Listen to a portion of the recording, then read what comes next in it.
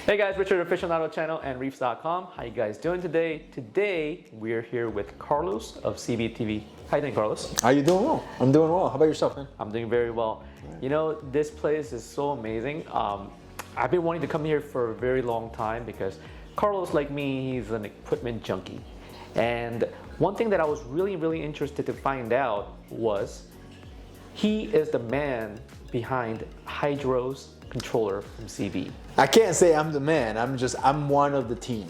I'm a member of the team. That's what it is. He's being very modest. We'll let it go. I'm a member of the team. It takes a lot of people to get this thing going. Right. Yes. One thing that, you know, like I watched this thing from inception, and, you know, like from when you guys first introduced the wave engine, and then, you know, just going down.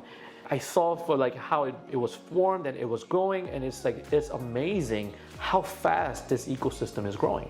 Yeah, we're about to celebrate for the Hydro's control is October. At the end of the month, it's going to be our 1-year anniversary. Wow. And then in between that 1 year, right? How many software revisions have you guys had? Oh my God, we've had quite a few. I mean, yeah, that's amazing. I think people have seen like 4 software revisions, but internally, I've seen so many new features, so many things that we've added. I mean, let's be honest. You know, we are going to be playing catch up for a long time. Yeah. You know, everybody else has had 20 years of a head start, and we're just kind of like the newbies in town. So our job has been to balance features with reliability, and, you know, let's be honest. There's been a couple of updates where we've stumbled, and we learned. Yeah. But the stumbling has been, you know, normal. You know, maybe we could have slowed down a little bit on certain things, but customers were asking for it, and we thought, you know, it's like, let's do it. Well, I mean, I consider it as a growing pain for any kind of growing start a new product. Of course. And then especially when you're adding that much new features, it's to be expected. Exactly. You know. And then what was impressive to me was that you guys did all of that while making it affordable. Exactly, and that's the hard part. Yeah. That is the hard part, is to provide something affordable that is for the environment. Yeah. And also easy to use, but good. And it's been a challenge. It's been a challenge to do that. But at the same time, the hobby, I think most customers are aware of what it takes to create something like this. Yeah. And they have been very reasonable. Yeah. About the reception on the product itself. Yeah. You know, and compared to other controllers out in the market, we are quite reasonably priced when it comes to a beginner. Yeah. You know, like talking about this, let's take it back all the way to the beginning. How did Hydros get started? How did the Hydros get? Do you want to know the truth? Sure, of course. You can't handle the truth. We saw a gap. We saw people asking for features, and the features were not out there. Okay. That's what we did. You've been using, you using one control. I've used other controllers before that. And I always thought, it's like, you know, it'd be so cool if they could do this, or it would be so much nicer if we could do that. I mean, based on my use. And then, you know, here at Coralvue, it's like Dave, the owner's like, one day it's like, Carlos, you know, it'd be so cool if you could do this. And I'm like, yeah, it would be.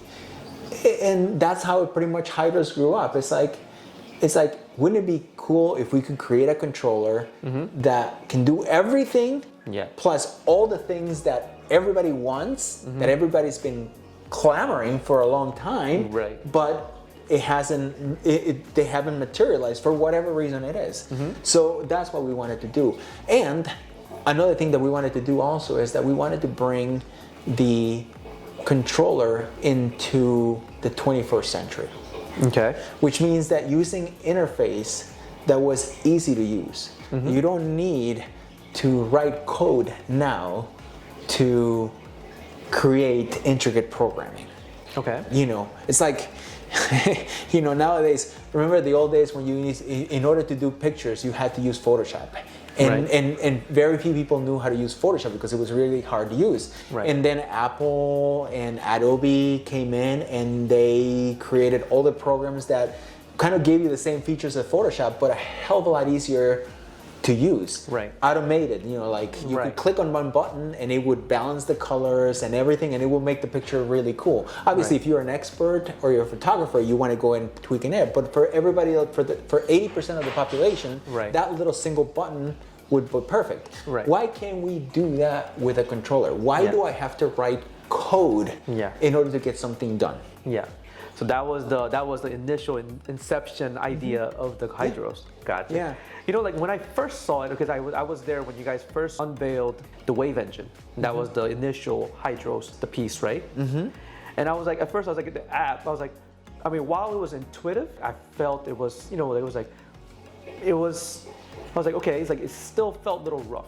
Yes. At first. It was. Yeah.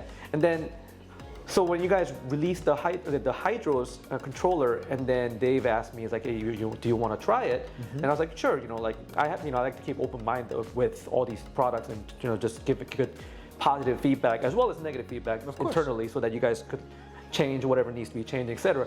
I was pleasantly surprised how everything has changed Well, that was the thing. since then. You know, and the thing about it is that we were pretty strategic about what we did.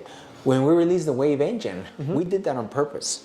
Is that right? Yeah, the controller was already in the works Okay. with the Wave engine. But we knew we were not there. And we knew that we had to do some learning from customer feedback. So what better way than to release a product so that customers can give us the feedback? We grab all that feedback, and then we went and did that on the Hydros app. So when we released the controller, you got that big update for the Wave engine and the control, Right. and all those features and all those little things that people were asking. It's like, well, this is not intuitive, this is not working, this is not. We put them in there and we listened to it and we put them into the app. Yeah. And that's why the control was the way it was. It was technically, we released there was 2 years Right. of having a product out there that was kind of like a focus group that was telling us all this information that they wanted to do. Right. And we're like, most people said, jotting it down. most people were like, well, they're not releasing any updates. And you know, the thing about it is that while it may look like nothing is going on inside the factory, that's because you're in the outside. Right. If you're behind the closed doors, there is a lot, and I mean a lot of things going on. Right. That we're making changes to the app. So then when we release the controller, we release the upgrade, and everybody's like, oh my God, this Yeah. is so much easier to use. Right, right. So one thing that was, like you were mentioning earlier, we were using a controller for years. Yes. So I was conditioned to use, you know, this ecosystem. Of course. So it took me a little learning curve, but like if I take that out of the whole experience, out of the equation, I realized how simple it was. You know, one of the things Put together. and you've brought up you've touched on a very, very big point. And I like to compare this to Apple and PC. So if you have a PC and switch to Apple, you're going to be frustrated because you're and this is natural. There's nothing wrong with this, but you're expecting things on the Apple world to work like the PC, Right. when they don't. And it works the same way. If I'm a Mac guy and I go to a PC, it's like, why can't you just have it here like the Mac does? And we've noticed that people that had other controllers would have a hard time with the Hydros because, first of all, it was simple. They were expecting it to be harder. Yeah. Or they were saying it's like, okay, the Hydros was 1-2 steps. Okay, is that it? Is there more? Is there any more? Do I have I to do miss anything anything? more? Am I missing anything? Because you're expecting it. So we actually found out that people that had experience with other controllers and they came to the Hydros had a harder time getting the Hydros than somebody that had never seen a controller. If somebody had never seen a controller and they just grabbed the Hydros, they would pick it up right away. But the thing was that there was no pre-knowledge. There were no expectations. It should work this way. Right. When the hydros, because we're bringing it into the 21st century, Right. it's different. Right, because like I was used to I pretty much use every controller out there in the market. From 10 years ago when we had the DA.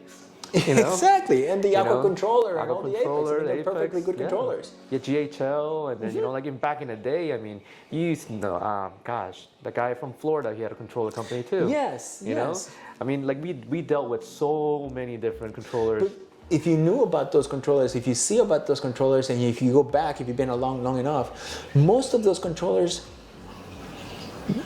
what we saw when we did our research before the hydros, was that all those controllers had one thing in common, is they wanted to be like the top controller in the market.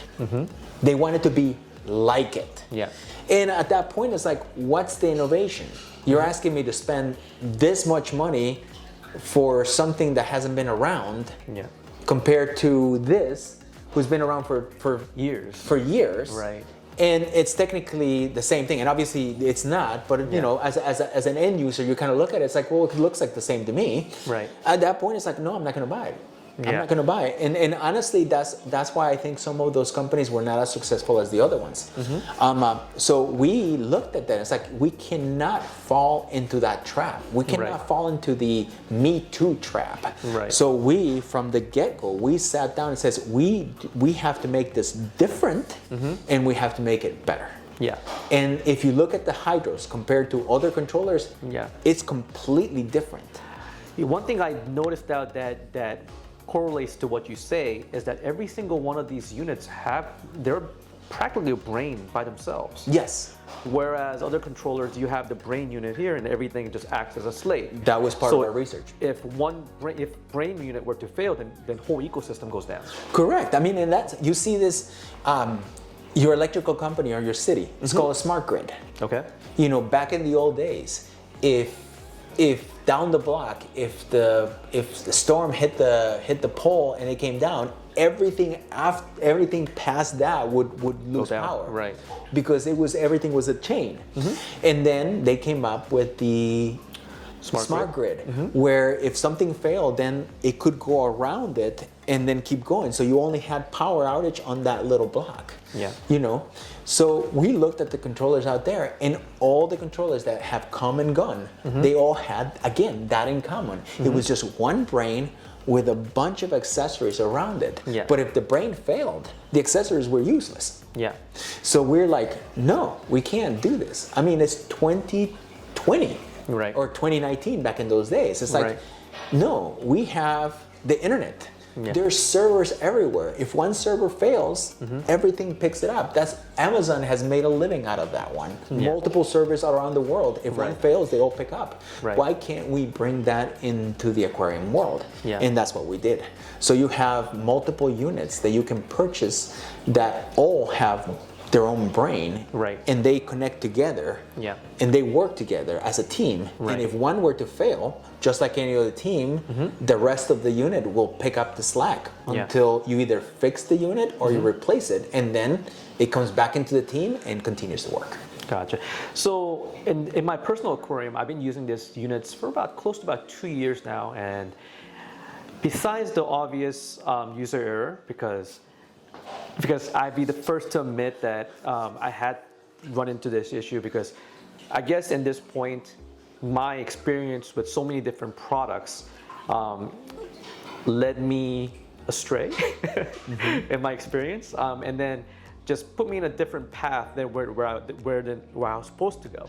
So I bothered Carlos many times, and I've been reading and such, and I was like, after I figured it out, I was like, this was it, huh?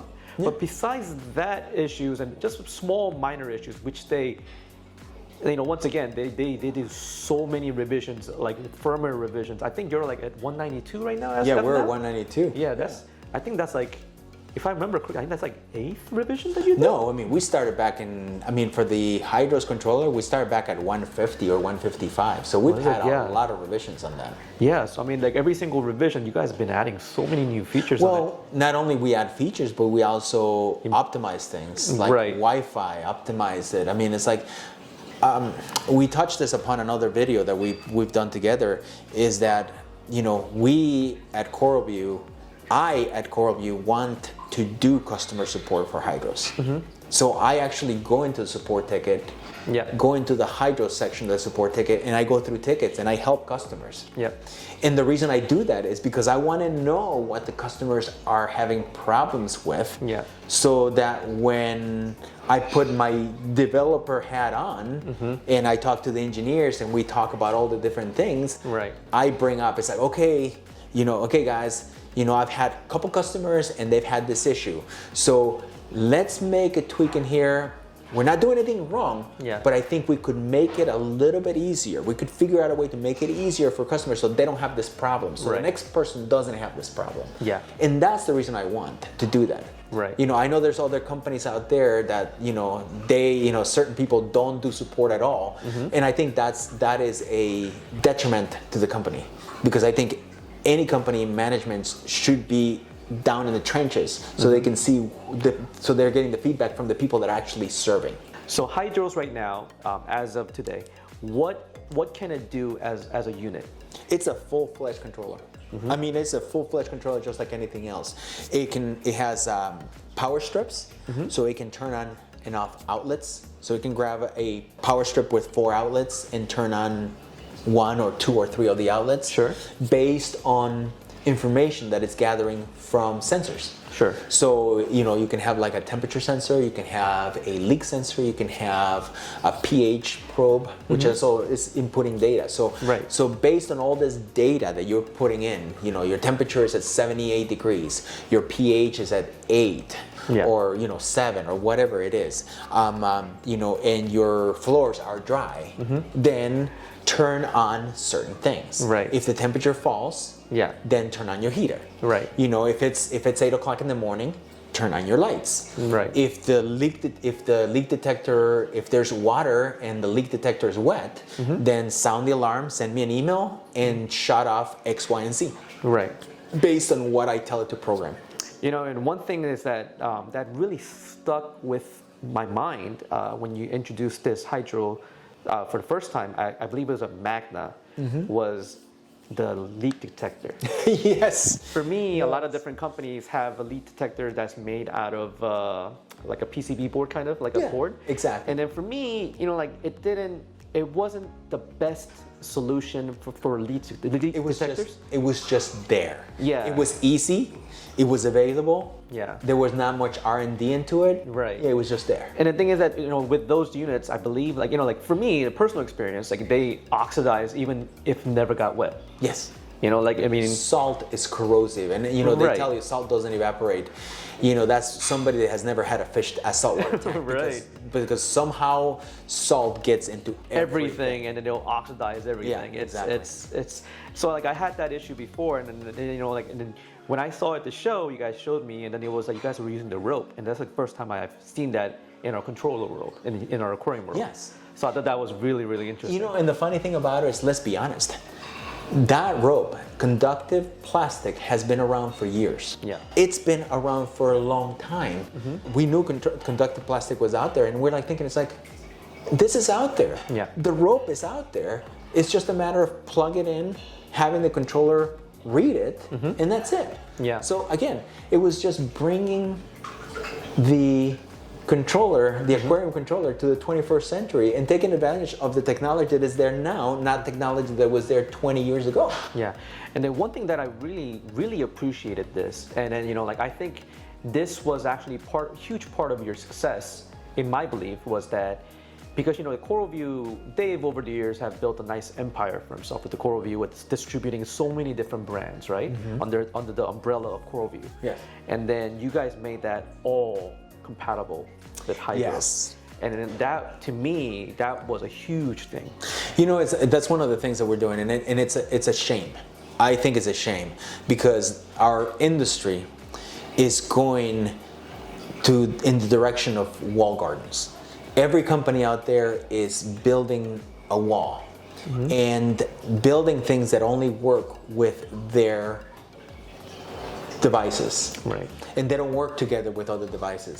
And again, this was another thing that Hydros, Dave and I, Dave, I, and the entire Hydros team did. It's like, we need to build something that will take everybody's equipment, everybody's hodgepodge of equipment.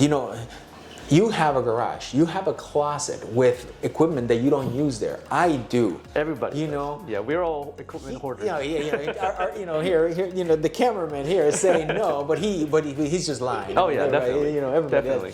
Does. But a everybody real does. chorist has one. Exactly. More like a hoarder, But so we wanted to just like, why can't I use a dozer from this company with a dozer from this other company together? I have them. It could have been easy for Coralvue to say, you know what? No, we're only going to make it compatible with the products that we distribute. But that's not how we are. Yeah. Because again, we're thinking about it, and I hope that people get that part of the Hydros. Yeah. And hopefully get into the Hydros world, because that's what we're trying to do. We're trying to get the hodgepodge of equipment that you have, gyres, octopuses, Ecotech pumps, and make them all work together. Yeah, I know that that's to be true because we talked privately before, and then we brought several brands to the introductions to you guys and stuff like that. You guys are working together to integrate into your system. So I know you guys are open to integrate different products, not just only yours. Not only us. I mean, we've reached out to several companies. Yeah. Some companies have been willing to work with us, and some companies not so much. Yeah. They all have their reasons, and hopefully one day they'll change their tune and start working with us. One thing that was for me, one that I really like is that you guys do so many live streams, and then I mean, and then for me it helps because I'm more of a visual person where I like to see people talk and interact. Yes. And you guys read all the comments and stuff like that, and you guys answer them and such, like on live. So it's that I like that interaction. Yeah. And then like Dave, the owner of the company, you, the mastermind behind the behind this it's thing. like a team. It's a team. It's right. a team. Right. Yeah. But just that was really neat, and educating the people of what these units can do, how you could put it together in a certain way. And that kind of tip was, I think that's really it's what's bringing that wave of like Hydros.